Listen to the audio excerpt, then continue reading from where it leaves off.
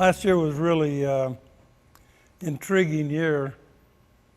Mother Nature ruled the Bonneville Salt Flats again. Damp salt, new engine, all the elements were really crazy to deal with. We had a lot of fun with the Roadster. Andy and Larry both got their B licenses. And that part of the program was good. The big car, we didn't run until the very last day. And it was really pretty excruciating to watch it.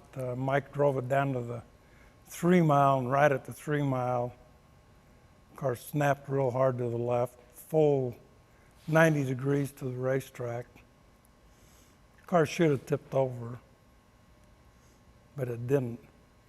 And it was a real testament to Mike's ability to feel the car. I mean, kid's got a really great sense about him, and I attribute that to all of his oval track racing experience, Indy cars, sprint cars, midgets. He's one of the few guys that really has a feel for. He knows when the car's going to be in trouble, I think almost as soon as the car does or before. But he did a really masterful job driving the car out of that near disaster. And as a point of interest, 2 days after that happened to us, George Poteet had was a disaster, it was a wreck. It wasn't quite a disaster. George walked away from it. The car held up and did what it was supposed to do, and thank goodness, because that one could have been really bad. I think George might have been running 20, 30 miles an hour faster than we were. Mike was running about 320 when our incident happened. And we were lucky we drove it out. George wasn't quite able to do that, but at any rate, the two incidents were very similar how they started. And we debated about, we got some really good footage, and we're going to show that in this interview. 3 onboard cameras and Ron Kirby's video from on the side of the track, but we didn't put ours up last year. George's went up, and it just went viral and got lots of interest, which it should have. And we just kind of sat on ours, waiting for the right time to make it public. Ours should have been a wreck, and I attribute the car being a really good car, and Mike being a very capable driver. And between the two, we saved it. And then we come home after that, and 2 days later, that's when Mike Cook's event took place and when George had his incident. So we got home, and I'm just dumbfounded about why and what really happened that day. And then 2 days later, a similar situation with George.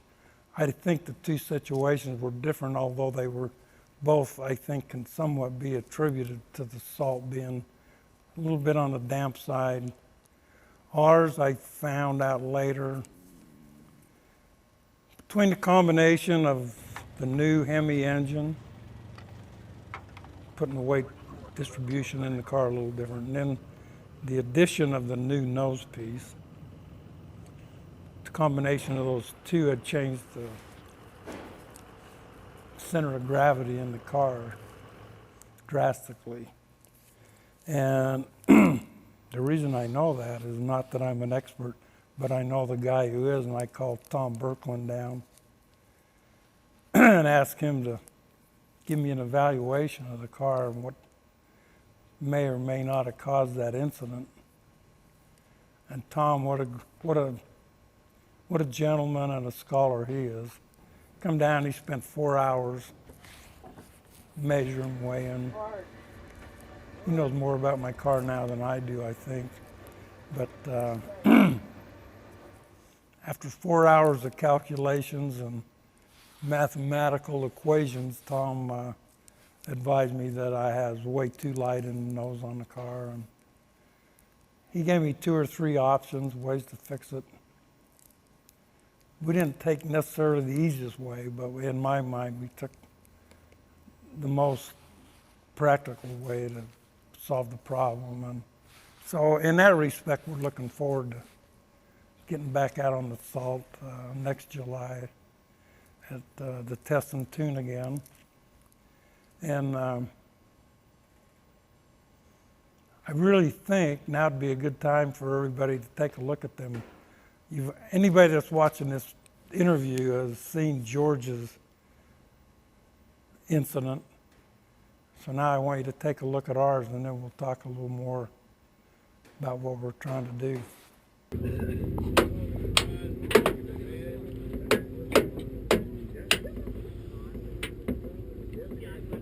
Bird.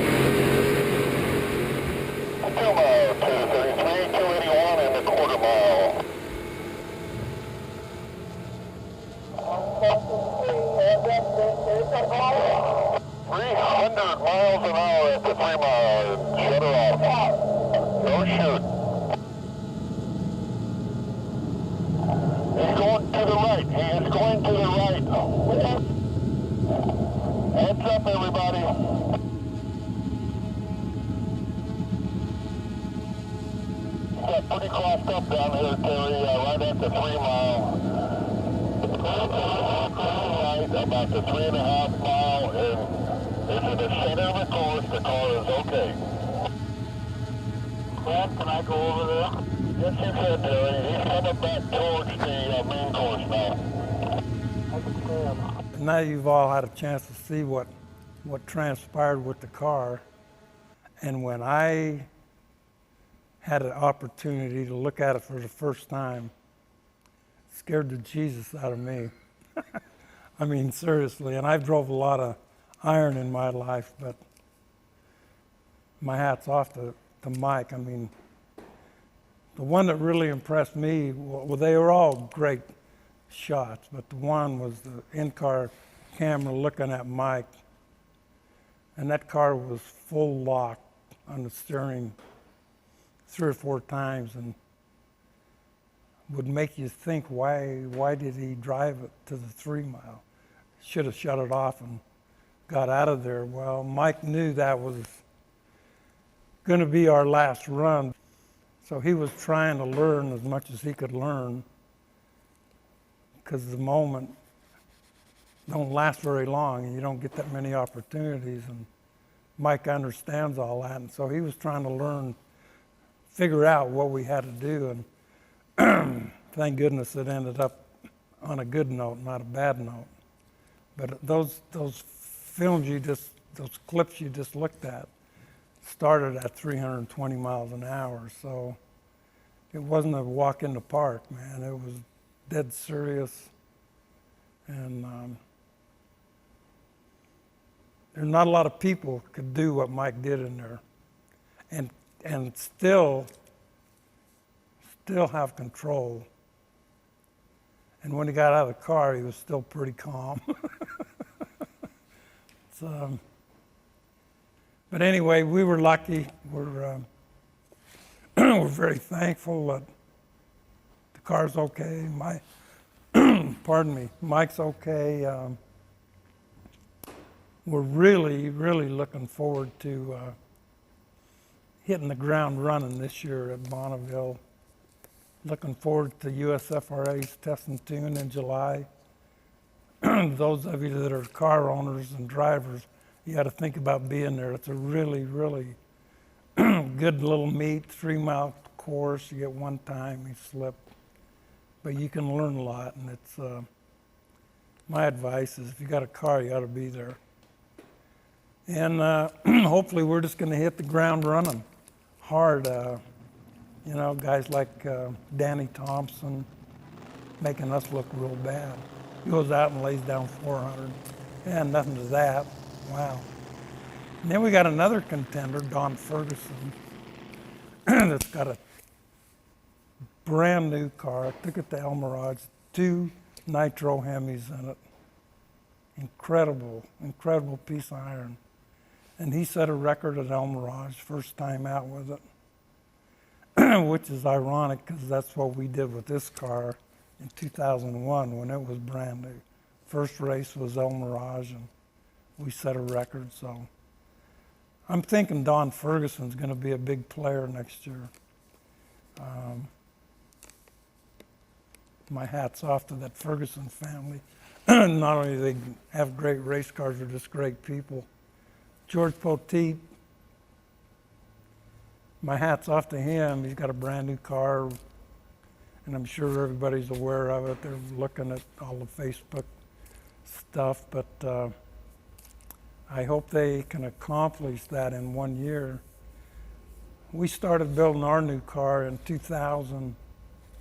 We ran the first race with it in 2001. So it took us a little over a year. George is going to get it done because he's got the wherewithal and the personnel to get it done. And we look forward to seeing what's the new name of that race team? Demon Racing. Good name, George. I think 2015, weather permitting, is just going to be a tremendous year for land speed racing. Got a lot of new cars coming up, new drivers. The sport, I think, is in good hands if Mother Nature cooperates. It's just, Salt Flats has got a big future if the guardians of it will take care of it. I'm really personally disappointed with the management of the Bonneville Salt Flats myself. But I guess they can only do what they can do. We won't get into the political end of it, but our racing efforts just seem like they never change. First it was the Summers Brothers record. Now it's a Charles Nehrberg record. I hope Charles don't get to hold that as long as Summers Brothers. But at any rate, world records, and albeit is a terrific goal and a great dream. And I always thought it'd be me in the car.